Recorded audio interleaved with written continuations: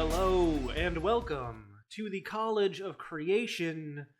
My name is Dan, And my name is Michael. and we are Dungeons and Dragons DMs who love to homebrew items, rules, spells, creatures, features for Dungeons and Dragons. This is a show where the two of us challenge ourselves and each other to make new things every week based on community prompts. We got a whole big list of prompts that keep coming in from our supporters on Patreon and in Discord and on TikTok, who just keep sending us great ideas that we tackle every week. We try and come up with things that are different from each other, surprise each other, delight each other, and give you new options to bring into your own games. How you doing today, Michael? I'm doing very well. How are you today? I am quite good. I found this week's prompt to be smooth sailing. I had an idea almost immediately, and I came up with the basic bones of it within a couple days of our last chat, and then all it was cleaning up and formatting, and I was actually pretty easygoing this time around, which I understand is not the case for you. Man, must be nice. It was a struggle this week. I there was there was a moment like Monday. Today is Thursday. It was like Monday, halfway through the day, I still had nothing, and there was a piece of my brain that said, "You need to message Dan right now and say we might not record this week." Like, there is a very solid chance that it's not gonna happen. Like, just nothing's gonna come out, and it finally did. I'm very happy to say, but it was a little choppy for a second. That's how it goes sometimes. Did you have any like ideas that like were just not getting to the point of fully formed, or just like there was no concept? The lights were on, but no one was home. I had no idea where I wanted to go. For reference, for all of you who are listening, a reminder of our prompt this week. We were Yes.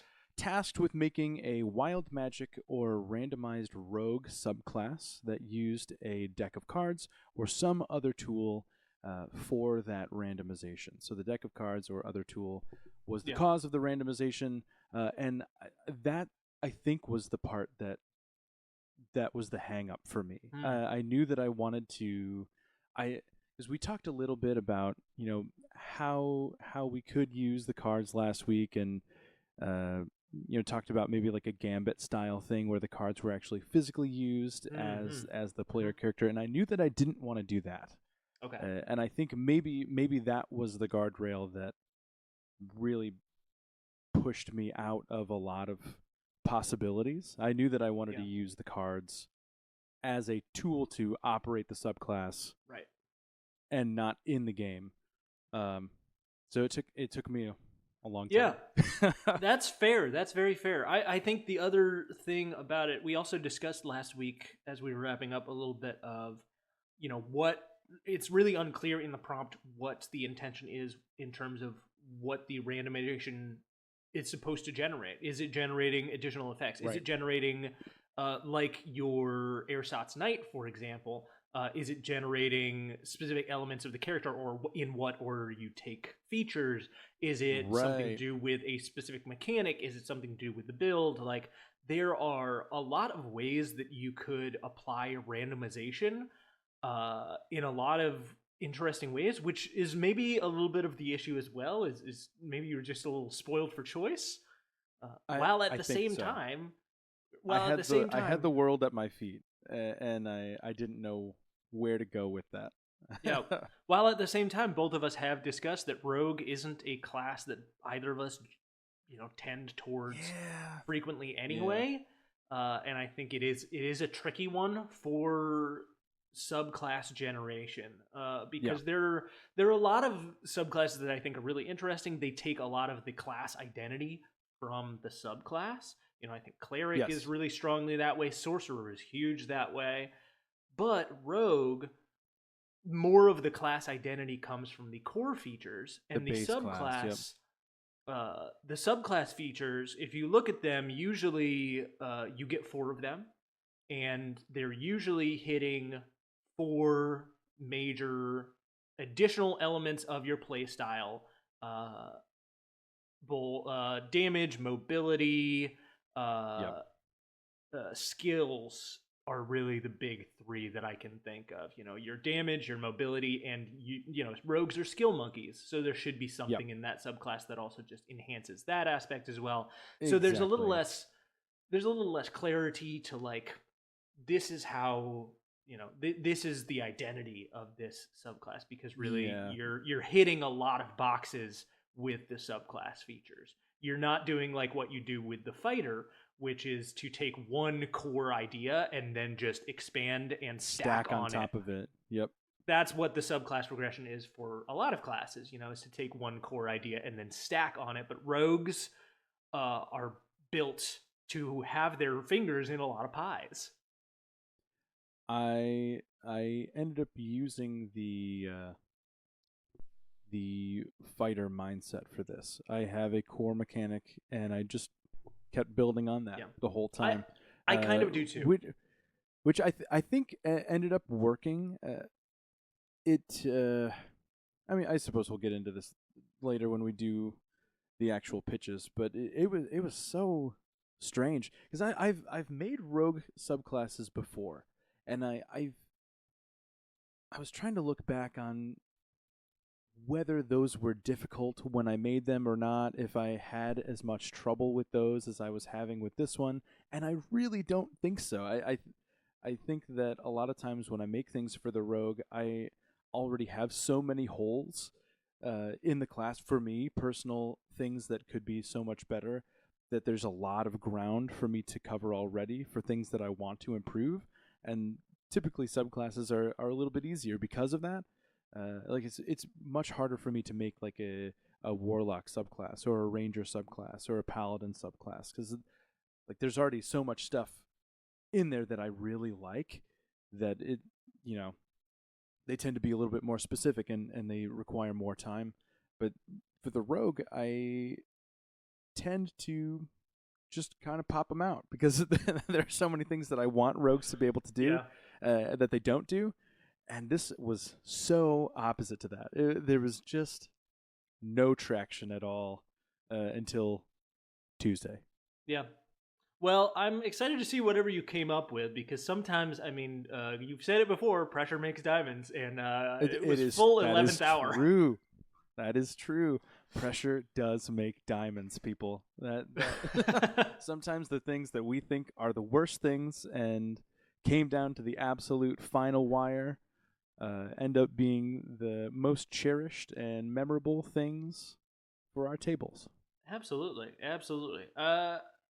Before we get into it, there was something that I came across recently on TikTok that I feel like we also should talk about as sort of a an addition onto all of these ideas around home brewing and house rules and new mechanics and all of that stuff that we've been talking about. You know, we've Okay. introduced each other to a ton of new ideas around mechanics. You know, I can think of a number of ways that Yeah.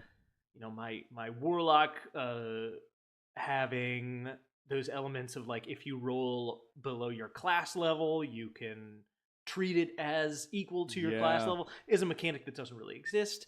You've introduced Yeah. a number of mechanics that don't exist in the game as well.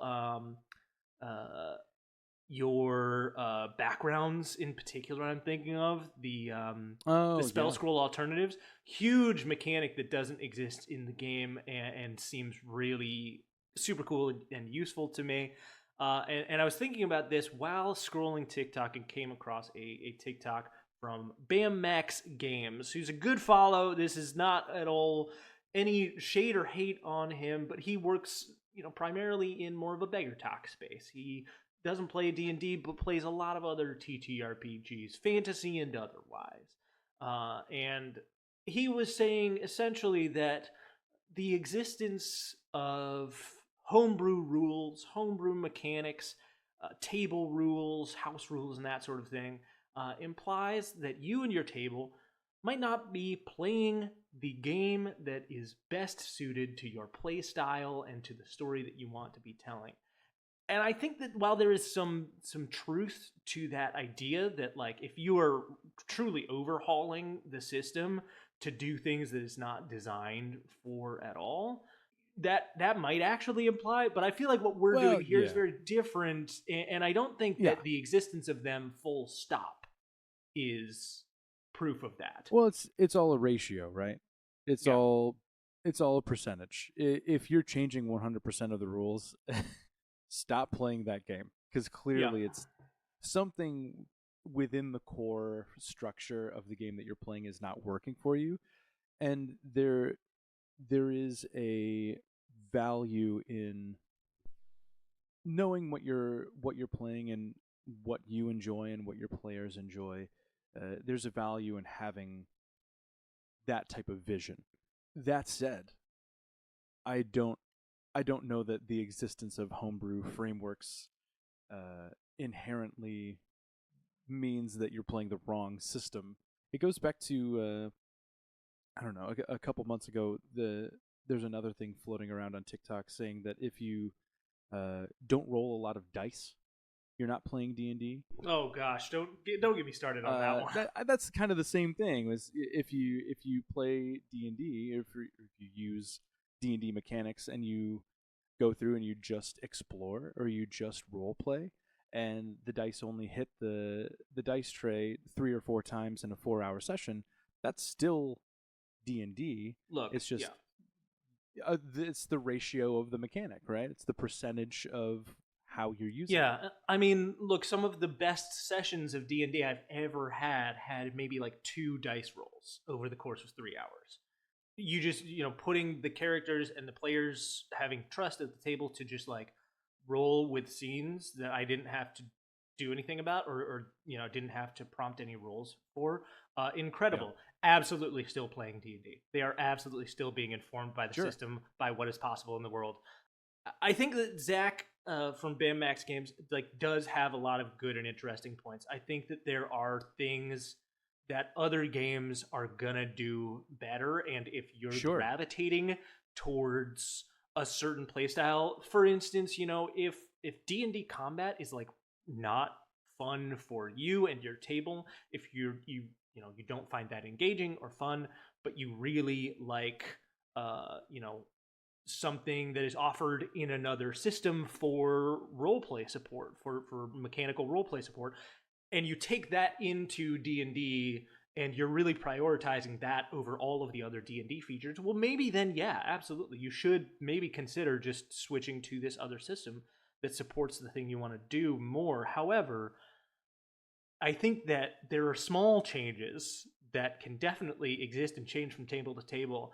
There's a DM who I know who runs games on Start Playing Games who also runs a Western game, and I'm running a Western game, and we have very different ideas for how we run firearms in a Western setting. Hmm. He doesn't have a roll to hit; you just roll straight damage. Oh You wow. do not roll to hit with firearms.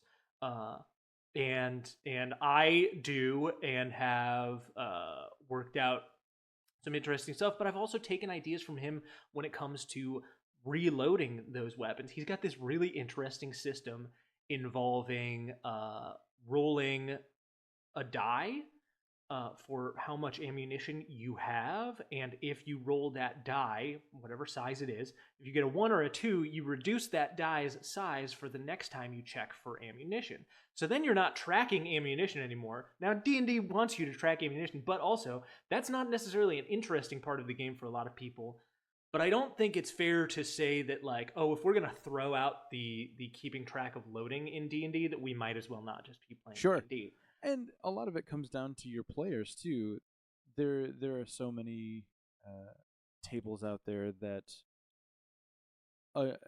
unfortunately, maybe to the detriment of everybody involved, feel like the game master has to impose all of the rules, where everything comes from this central location and spreads outwards to the players, and they just take whatever comes to them. Mm-hmm. And I know that you and I are much more collaborative as far as what players want to see, things that players are interested in doing, items, subclasses.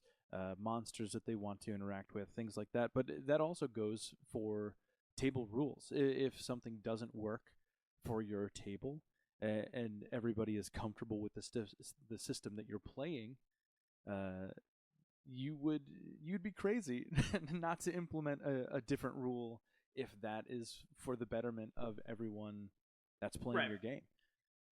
Sometimes it's not out of a curiosity for a different rule, or even to patch a rule that the game master thinks is flawed in some way. Sometimes it's just service to your table.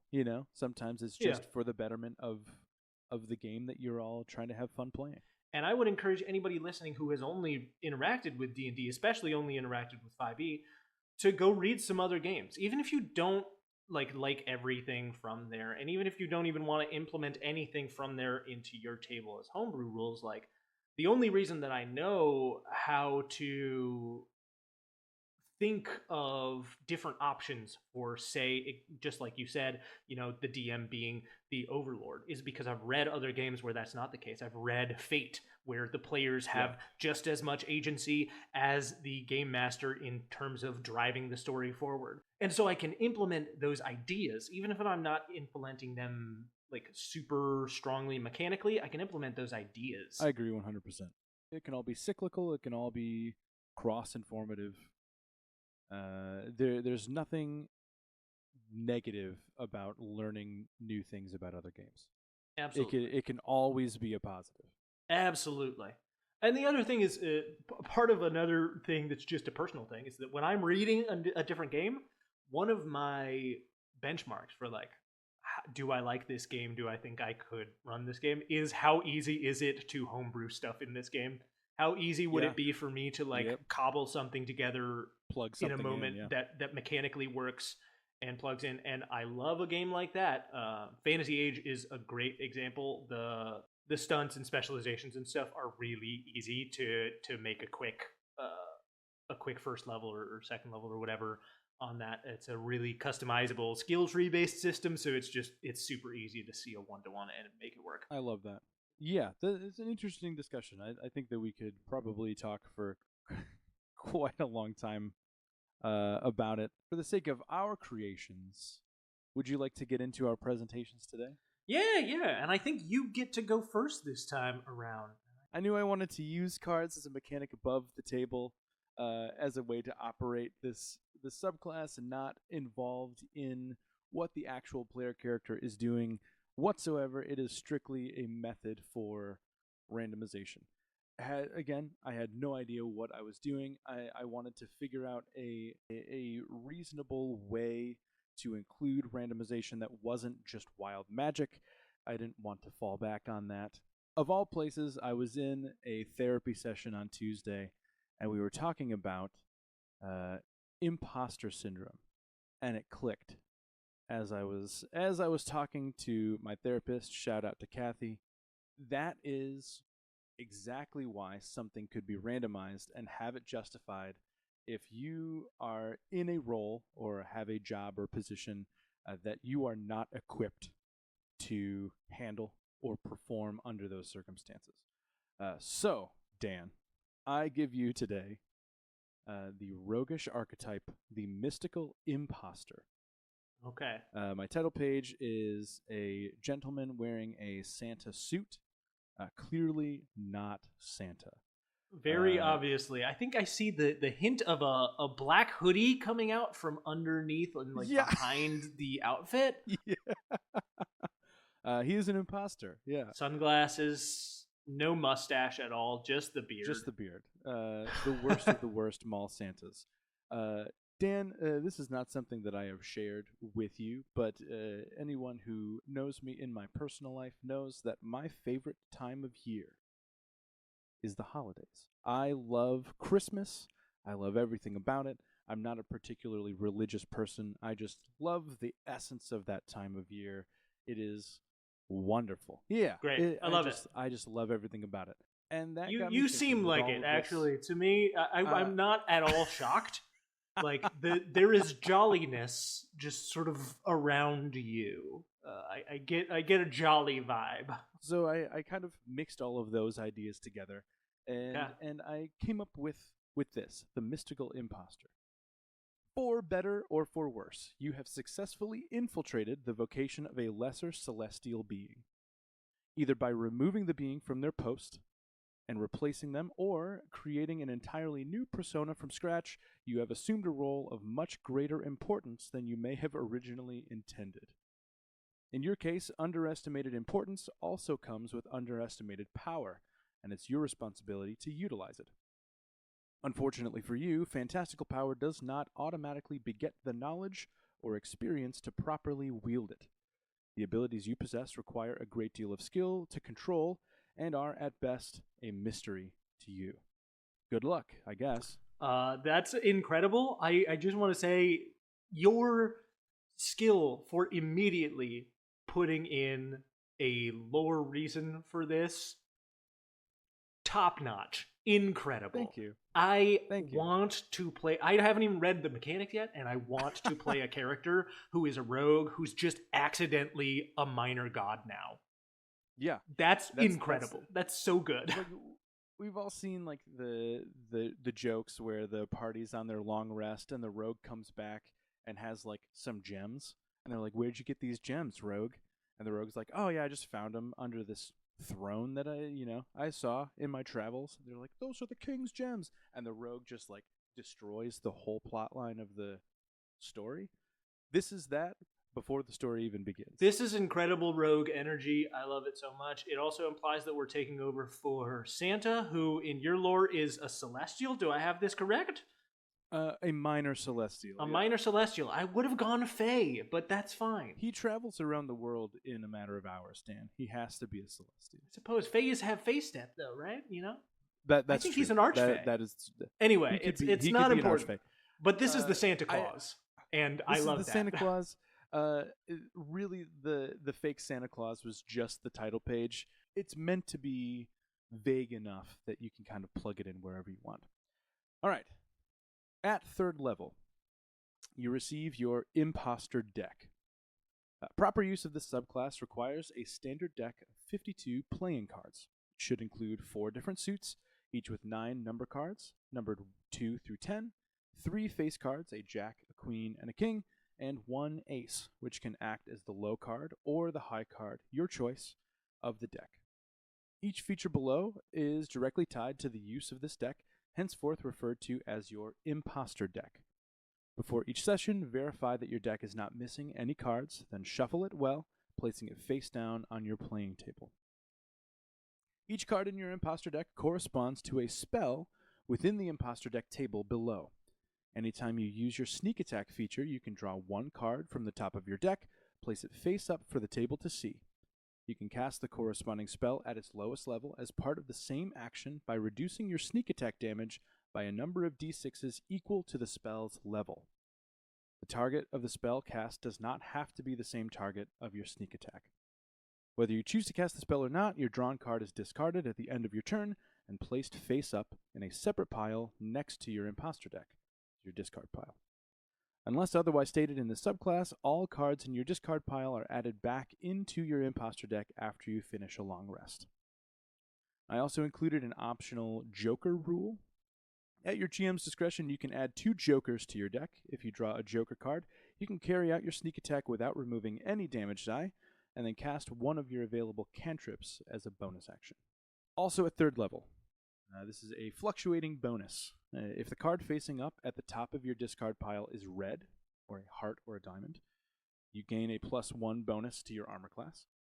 If the card facing up at the top of your discard pile is black, a spade or a club, you gain a +1 bonus to all attack rolls. If you do not have any cards in your discard pile, you do not gain any benefits. That's a really cool mechanic. I gotta say, Thank you. that's just a way for it to automatically kind of like change over time. Yeah, it's all unstable magic that you don't know how to operate. So all of this is happening within your body, like on your person, and you don't have any control over it. At 9th level, we have a modicum of control. Whenever you draw a card from your imposter deck, you can choose to remove all cards of a single suit of your choice and shuffle your remaining cards before drawing. So you eliminate any possibility of one suit of your choice. This increases the chances of you getting maybe a spell that you would like. After you draw in this way, the removed cards should be placed back into the deck, and all cards are shuffled again. Additionally, whenever you finish a short rest, you can move one card of your choice from your discard pile back into your imposter deck. So you have a little bit of control at 9th level. At 13th level, we have an elevated threshold. Whenever you draw from your imposter deck, you can choose to draw a second card for a chance to cast a higher level spell. The suit of this spell is chosen by the initial card drawn. The level of spell you can cast depends on the pairing of cards drawn, as seen on the enhanced casting table below. So if you want to scroll down to that second page there real quick, Dan. Okay. The elevated casting table, we'll go through the first table real quick. Sure. The imposter tech table, you have card values from the low ace all the way up to the high ace, in between 2 up to king. And then there is a spell assigned to each of those card values for each suit. Very if cool. you draw those cards, that's the spell that you have the ability to cast in place of a number of d6s of your sneak attack. Then the elevated casting table just below, the second card dictates how high of a level of spell you can cast. So it starts at a level 2. If you draw 2 number cards, you also have a chance to draw a number card and a face card, a number card and an ace, 2 face cards, 1 face card and 1 ace, or 2 aces. And this is all kind of within the packaging of you're constantly drawing cards. So the more you go, the more time you spend between long rests, the smaller the chances are that you will get these higher level spells. But it goes up to level 6. So there is a chance at level 13 to cast a 6th level spell, which is a lower level than a lot of half casters. But the chances of getting 2 aces are very slim. It's got some great chaos, and I just you haven't finished, obviously. There's one more feature still, but I just want to commend you for if this idea came so late, the cohesiveness to all of these spell choices and the way that it works, I think, is really solid. Thank you. I can see all of the heart spells are either like healing or abjuration, so they're all protective, healing. All the spades are attack spells or like direct combat related spells. Diamond spells are like charms and delusions and all of that stuff. And clubs seem to be general like utility, a lot of variety in clubs. And they all do feel like they work together in a really interesting way. Thank you, man. Yeah, I really like the design choice there. I think it all makes a lot of sense. And it reminds me of something that I tried to do one time, which I think I mentioned last time. I didn't go back to that for this one, but this is really similar, but it's so much cleaner and just makes a ton more sense. Thanks, man. Did you mention what the spellcasting ability is for this class? Nope. Didn't even think about it. I think it'd probably be intelligence. I think it should be just to avoid any like multi-ability dependence. Yeah, that's what I think. Again, there are some holes in here. I think that on a second pass, I could patch up a lot of those things. There's also an optional rule for the elevated spells there. If the second card that you draw is a joker, they are both discarded, and the optional joker rule is followed as written. So that can be either great if you don't want to spend any d6s and you just want to cast a cantrip. It can also be really bad if you have an ace and you're trying to get another ace and you draw a joker, you miss out on a pretty powerful spell. At 17th level, you have a spark of creativity. To a very limited extent, you have finally begun to understand your power. When you have the option to draw a card from your imposter deck, you can search the deck and select one card of your choice to use. You can't draw a card in this way again until you have completed a long rest. But that is the mystical imposter. I think that's so fun. I love the chaos of it. Like I said, it's a much cleaner version of an idea that I had so long ago. to use a deck of cards to generate random spells and magical effects, and it's doing something decidedly different than just uh a wild magic surge. Yeah, I really wanted to avoid that. I wanted to Yeah. steer clear of wild magic altogether. And I also I thought about trying for a rollable alternative. If you don't have a deck of cards, you could also use dice for this. And I just threw that out. If if anybody ever plays this, I think the core of this is using the deck to get what you want, and that would be, at least for me, that would be the fun part of this, is using a different medium for play. Yeah, I think the deck is really key here, especially with that fluctuating bonus. That discard pile and how it interacts with the play pile is I think really interesting. And my my initial feeling is like I want to play with that more. Play with the discard pile. Play with the actual deck. I think it's very cool. Regardless, I like Thank you, man. I like the modicum of control a lot. Being able to uh, remove all cards of a single I suit. thought that that'd be good to remove the opportunity of getting something, but also remove the chance of wasting something. Yeah, If you're really like saving a spell for saving the chance to get a spell. and I think having this like broad set of spells also makes it appealing outside of choosing the arcane trickster. If you want something that can do some spell casting type stuff, this list of options is much more broad across a number of spell schools. And I think the other thing about it is, I would say, I don't know if you thought about this at all, but separating the fluctuating bonus out to 4 different bonuses based on the suit. Oh yeah. So you could do armor class, attack rolls, or save DC, or something else. I guess that's probably not necessary. It's a minor bonus, but maybe it's skill checks, armor class, attack rolls, and save DC. That would add an interesting dynamic too. If you're just, I mean, I suppose I had combat in mind for a lot of these things, Mm-hmm. but if you're out of combat, just in the world, and you need a bonus for something like save DCs or skill checks or anything like that, like how many cards are you willing to burn through and just needlessly cast spells until you give yourself a bonus that, Yeah, right. that you could really use? The randomization of it really does mean that like it's not going to have the same versatility that a rogue really wants to have, because Right.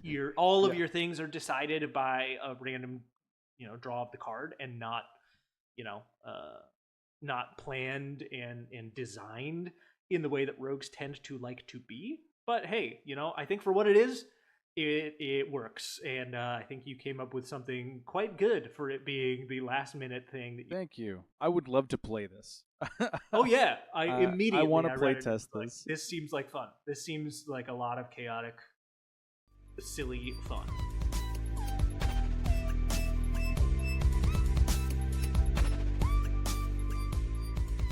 Hey there, gang. It's Dan here, just recording a little bit of a mid-roll thing as Michael stepped out to make his wife a breakfast sandwich. Wow, what a guy. What an incredible husband. We should all aspire to be more like Michael. But I'm here to tell you about our Patreon. That's right, we have a Patreon. It's at patreon.com/collegeofcreationpod, and you can go over there and see for free all of the creations that we've made so far. We're like at 50 something creations, either items or feats or special things, subclasses. I don't know. We've made a bunch of stuff, and it's all over there, and you can access these versions that we've talked about here on the show for free.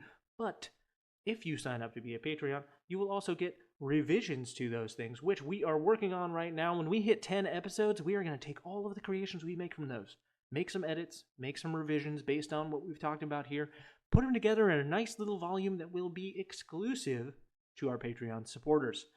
Also, we're doing bonus episodes over there, usually a couple bonus episodes a month where we're talking about all kinds of things. We're doing class drafts. We're having each other guess top 10 lists that are just awful from across the internet and make absolutely no sense. But we are having a good time making them, and we're doing some live homebrew workshops where Michael and I are actually getting together and live on mic making a thing together. It's all very fun. We're having a great time making new things, talking about all kinds of stuff, homebrew and otherwise, D&D and otherwise. And we'd love to have you over there. And you can get those episodes, access to our Discord, which is also where we're getting a ton of good prompts. We'll be pulling from those prompts for future episodes. So come on over, join the Patreon. You can join for free today at patreon.com/College of Creation Pod. Now back to the episode.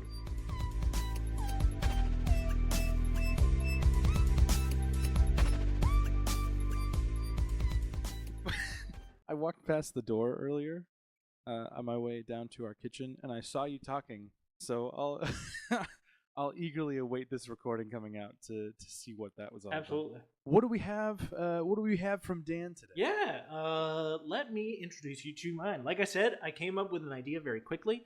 So my sibling-in-law is big into tarot. And has gotten us a few tarot decks and, done some tarot reading, and we've talked about it a fair bit. So I really enjoy the concepts of tarot as an idea to sort of look inward, think about yourself, think about things that are going on in your life. It's a self-exploration tool that I think is quite useful. I don't know if I vibe with it so much as like any kind of real divination, but these things are all intertwined, right? That all is all to say that I knew almost immediately that I wanted to use tarot as the generation mechanic here. I wanted to use I like that. tarot rather than playing cards, rather than dice, if I could avoid it, to do the generation here. So if you would open it up, I have the document here, the Cartomancer. Now, cartomancy technically is using playing cards in a tarot sort of style, but it's a better name than I could come up with for anything else. So we have one page of features and then a nice big table that you can look up to later. We love a big table. It's a big table. It's a big table. Hey, this is a randomized. This is a big table. This is a randomized subclass, Michael. Randomized subclasses need big tables. It's a requirement. Really, if you don't have a big table, you're doing something incorrectly. Absolutely. So, let me read you my preamble. Fortune tellers and soothsayers have long used playing cards and tarot decks to divine the fates of allies and enemies alike. It is an art often overlooked and written off by haughty wizards and judgmental members of the clergy, and therefore is frequently relegated to the more base venues of society. In gambling halls, night markets, and back alleys, one can find these card readers advertising their services, and to the layperson it may sometimes be challenging to separate the swindlers from the genuine article. But those gifted and practiced in the craft of discerning the myriad and complex machinations of stars, seasons, and souls can do more than simply foresee things yet to come. They can learn to shape those events to their own ends. The Cartomancer utilizes the 22 major arcana cards in the classic Rider-Waite tarot deck. The Cartomancer table below is designed to accommodate a D20 roll if you prefer. If you are using a D20, note that certain features may require you to keep track of what numbers have already been rolled. Ideally, you are playing with a tarot deck. However, not everybody has a tarot deck in the way that people often have a deck of cards hanging around. Right. Yeah. So that makes if more you need to sense. make it work, you can roll a D20. Just keep note, but there are numbers attached to this table as well. So the features go like so. At third level, you are a practiced reader of cards and have a keen sense of the ways of greater forces working in the world. You gain proficiency with playing card sets and either Arcana or Religion, your choice. At third level, you also get the Fated Strike feature. So you have a fate-touched deck of fortune-telling cards and can allow the destiny within your cards to guide your attacks. When you deal your sneak attack damage, you can draw one card from your deck, and apply additional effects as determined by the Cartomancer deck table. Once you have drawn a number of cards equal to your intelligence modifier, you cannot draw any more cards until you complete a short rest. Any drawn cards, then, are shuffled back into the deck when you complete a long rest. So you can take a number of short rests throughout the day and keep drawing cards, but those cards don't ever go back into your deck until you complete a long rest. Sure. Some cards require your target to make a saving throw described in the effect description to resist the card's effects. If you look down, I'm going to jump to the table then with this feature, because this is sort of your core idea. We have the Major Arcana, which go in this way: the Fool, the Magician, the High Priestess, the Empress and Emperor I put together, the Hierophant, the Lovers, the Chariot, Strength, the Hermit, Wheel of Fortune, Justice and Judgment I also put together, the Hanged Man, Death, Temperance, the Devil, the Tower, the Star, the Moon, the Sun, and the World. So it's a lot of cards to pick from. Most of them have a saving throw, and all do some degree of additional thing that lasts, for the most part, I think, until the end of your next turn. So they're not super long-running effects. They don't last a minute or anything like that. You deal your sneak attack damage, and you can apply one more thing. For example, if you draw the Wheel of Fortune, the target must make a Charisma saving throw. And if the target rolls a 20 on the d20 for an ability check, attack roll, or saving throw before the end of your next turn, it must re-roll it and use the second roll. So it's, a sort of temporary thing that says, your fortune now has twisted away from you because of my sneak attack damage. In terms of the Lovers, the target becomes charmed by you until the end of your next turn if they fail a Wisdom saving throw. These are so good. Yeah, I enjoyed writing them all and sort of thinking about what each of these cards sort of could mean. There are a couple that don't require a saving throw and just happen, like Justice or Temperance. If you draw the Justice or Judgment card, if the target damages a creature before the end of your next turn, that creature can use its reaction to make a single weapon attack against the target.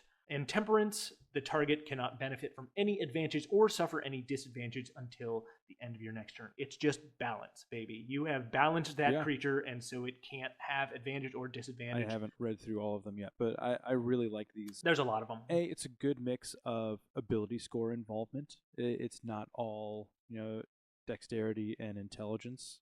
It really runs the gamut of anything and everything that can happen to a creature. They fit with the cards very well. I had a good time coming up with all of them, and I feel like in general some of them are a little bit stronger, but that is sort of the nature of the chaos part of this.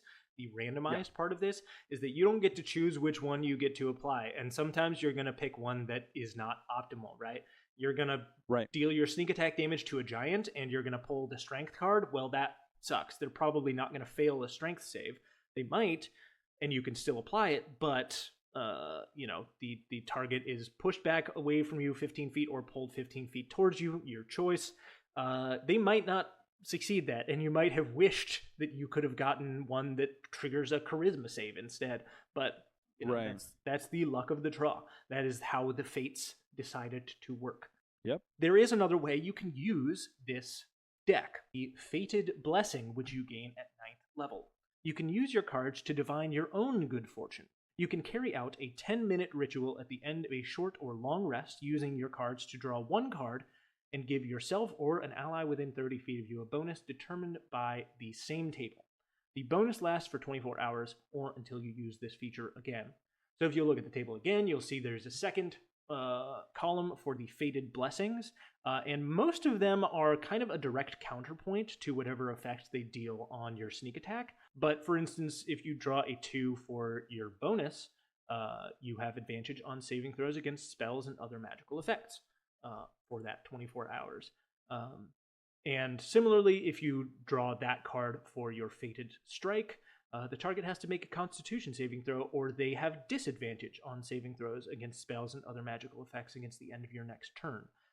So a lot of them are point counterpoint. Some of them give you special actions and special reactions. Yeah, those are real good. Yeah, some of those are absolutely my favorite. The chariot gives you an additional reaction to move up to your speed without provoking opportunity attacks as a reaction when a creature moves within 5 feet of you or moves more than 30 feet away from you.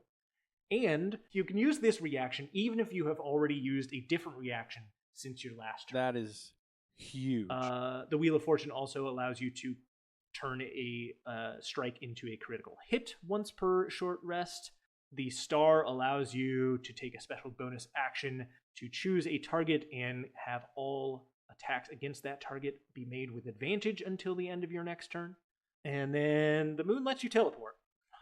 I didn't remember that, but no, these are great. And then, of course, a natural 20, you can choose any option exactly for either column. So if you draw the world card, you can choose any of the options available to you. So there is some level of choice. Occasionally you will be able to just decide which one you want to use and use the strongest one or the most ideal one for the situation. But that's only if you draw the world. Do using a deck of cards is more finite than using dice, right? Dice are infinite. Do you just re-roll if you end up using a d20 and you land on a card that you've already expended? I think you re-roll, yeah, because again, it's designed for a deck of cards. So you're ideally going to be having the deck here, and you're going to be discarding whatever you've drawn already, so it's not possible. But if you're using a d20, obviously you can't stop that d20 from rolling a 17 again. So if you roll a 17, just roll until you don't get one that you've gotten already. Which means that as you go further, if you've drawn a bunch of cards out of your deck, rolling a d20 is going to be really annoying, way more annoying than just using a deck of cards. But it's possible. It just sucks.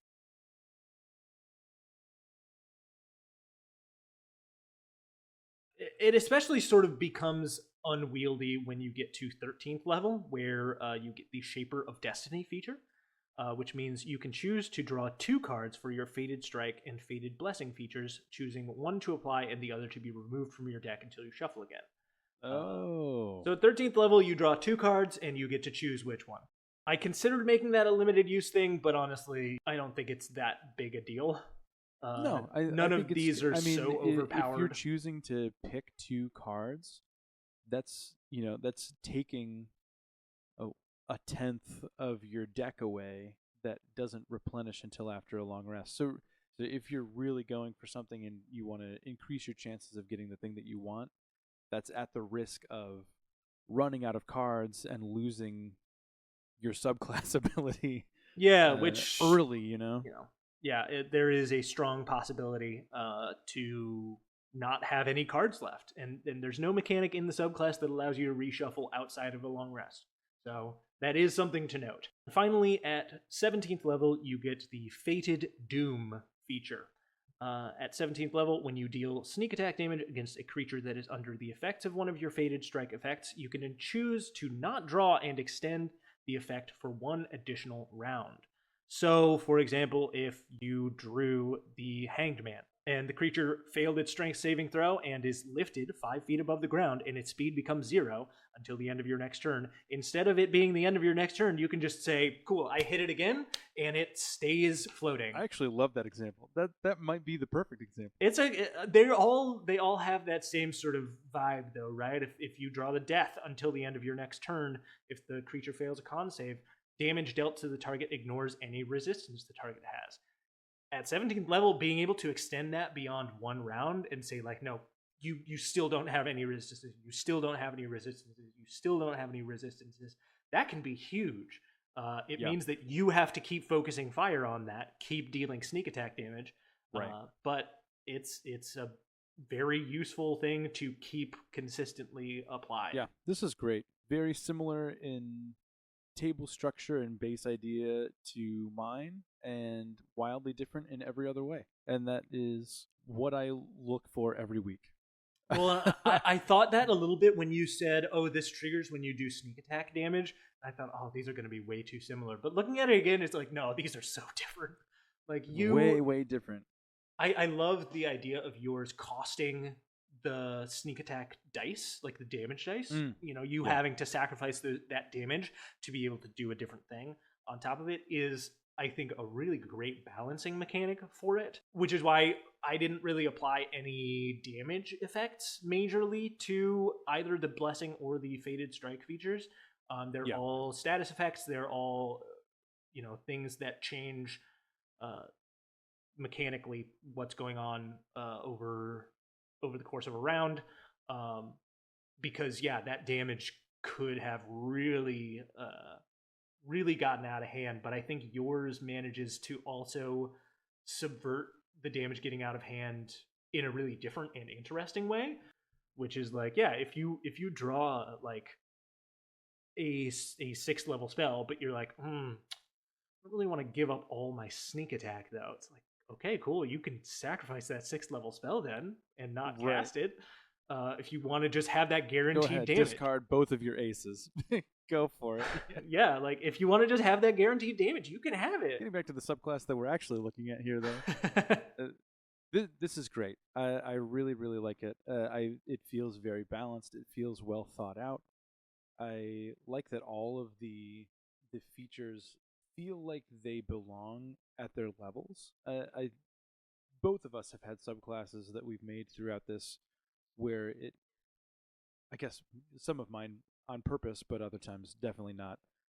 Some of the features could be interchangeable. Mhm. They can move around a little bit, and these feel very purposeful. It feels really nice and streamlined throughout. Uh, Very indicative of you having a strong idea right from the jump and Yeah. kind of processing it correctly with enough time to do it. Yeah, I like it a lot. I consider that the Fated Blessing should like wants to come earlier because ninth level is pretty high to give yourself a bonus like that. But like it's it wouldn't want to go at the same level as the Fated Strike because that's just too much to be doing all Right. at once. And you can't swap them, right? You can't No, just do the blessing and the devotee of the cards.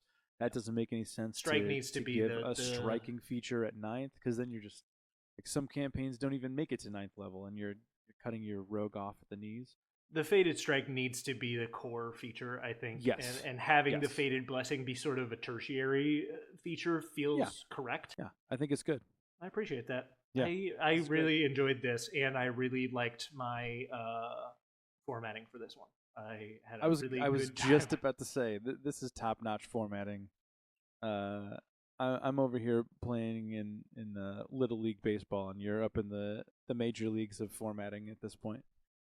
Every week you come in to Hey, surprise your me. formatting is honestly what inspired me to actually start formatting a little more intentionally. So Hey, that's thanks for great. that. And and you've already far surpassed me. Well, you came up with your idea late this time around. I'm sure if you came up with the idea at the same time I would, you probably would have done a little more of the back end work.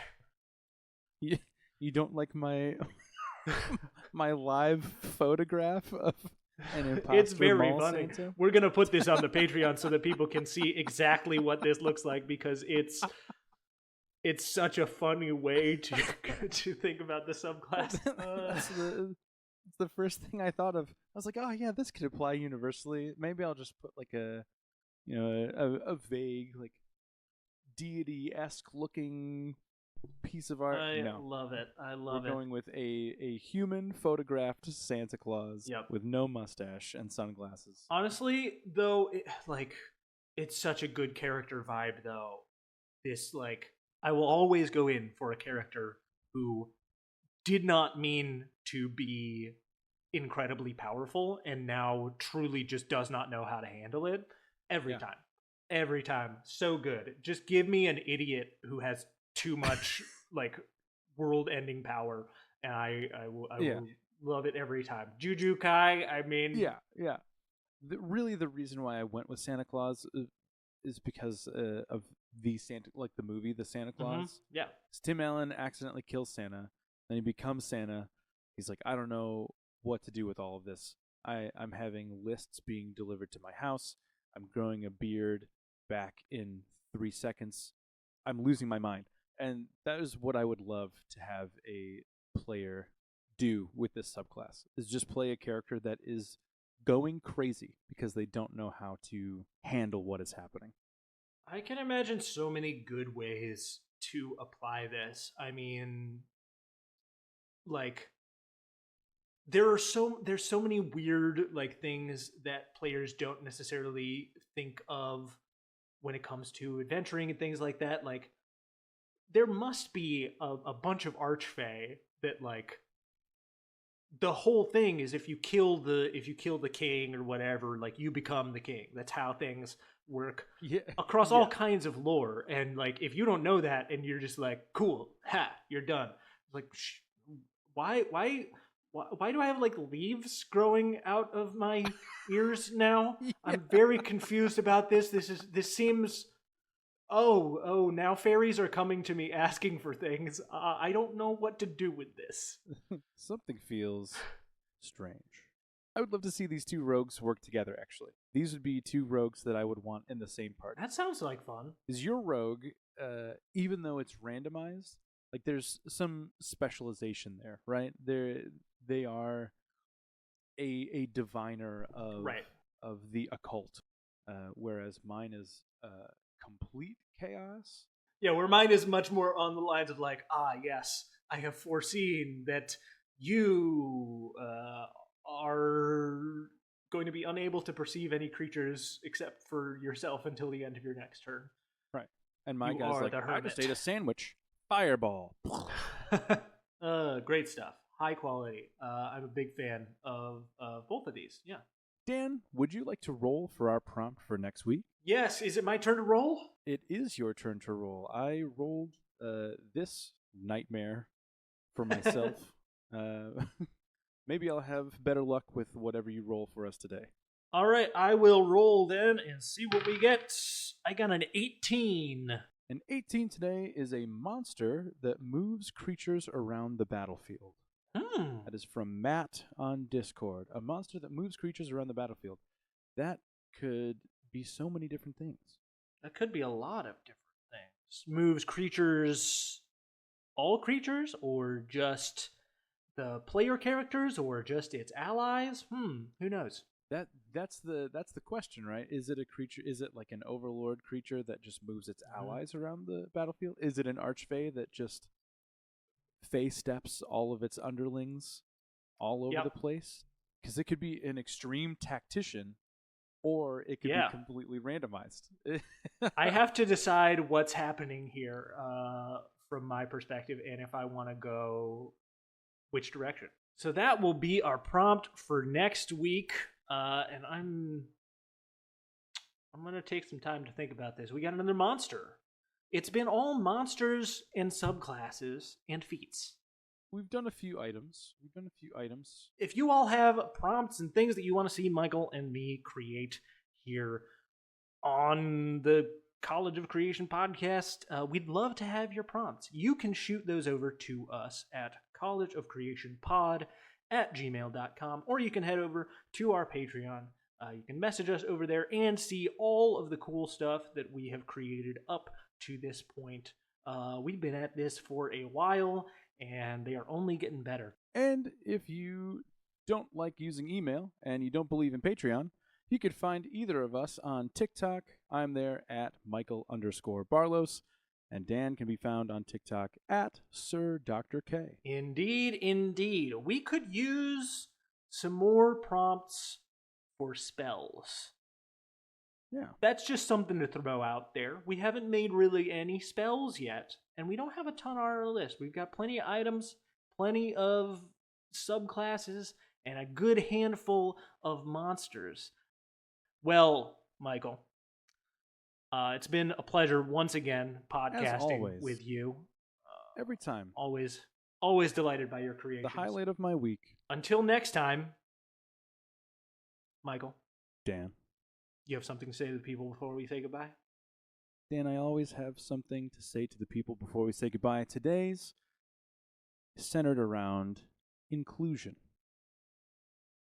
At the time of recording, we're in the middle of June now, It's Pride Month. I did see something on TikTok. It's been going around for the past week or so, asking people how many of their NPCs are male and how many of them are female. And that, I posit, is the wrong question to ask. How many NPCs do you have that use wheelchairs? How many NPCs do you have that are non-hearing or non-seeing? How many NPCs do you have that utilize common sign language? There are many other facets to the game, or many other facets within the inclusive parts of D&D that can be explored outside just the gender binary. And even with that, how many gender fluid NPCs do you have? How many gender non-conforming NPCs do you have? Do you have any transgender NPCs? There are many things that you can think of that can and should be involved in your table. And of course, if you have players that are uncomfortable with this, gauge that at your own discretion. But I like to use the Schitt's Creek method, where you include it in the game, and you don't make a big deal about it. Therefore, it is not a big deal to your players. It's just a thing that exists in your world. Yeah. We are playing in fantasy worlds with all kinds of crazy creatures and lineages, all kinds of stuff. There is no reason that these worlds should be less vibrant and rich with experiences and identities than our own world. Exactly. Thanks, Michael. Thank you. Appreciate Dan. you. Of course. And thank you to the listener. We appreciate you as well for being here, hanging out with us. And until next time, take care of yourselves. We will see you again next week. Goodbye. Goodbye.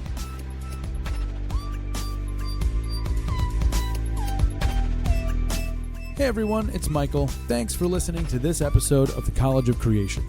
If you want to see our creations from this episode and our past episodes, you can find those for free on our Patreon page. That's patreon.com/College of Creation Pod. And if you decide to become a patron, you'll also automatically get access to any revised versions of the things we've created, plus our patron Discord, and bonus chats with Dan and myself. You can send any of your own homebrew prompts or questions to collegeofcreationpod@gmail.com, and our music is by Fuserwolf. You can check out his tunes on Bandcamp and Spotify. As always, thank you so much for listening.